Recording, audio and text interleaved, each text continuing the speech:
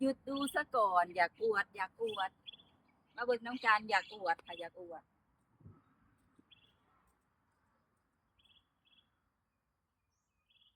เบิ่งค่ะ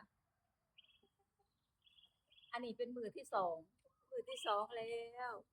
วันที่สองนะคะวันที่สองเนี่ยเป็นพันล้อเลยโหดโพดเนาะพวกนั้นคนน่ะโหดโพอีหลีหน่อใหม่หน่อจอกอันนี้หน่อนะคะเบิ่งค่ะเบิ่งโชว์โชว์เป็นล้อค่ะจะกินเบิร์ดบ่คะจะกินหมดไหมคะเบิ่งค่ะ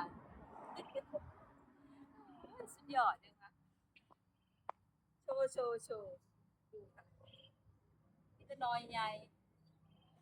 หน่อใหญ่ๆเอ้ยหน่อใหญ่ๆหน่อใหญ่ๆเอ้ยหน่อใหญ่ๆเบิ่งเนี่ยค่ะหน่อใหญ่ใหญ่เบิ่งพุ่นหน่อใหญ่แห้งเนาะค่ะเนาะ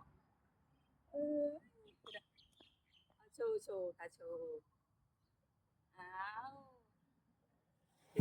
โอ้ยหวายคักอีหลียังวะโชว์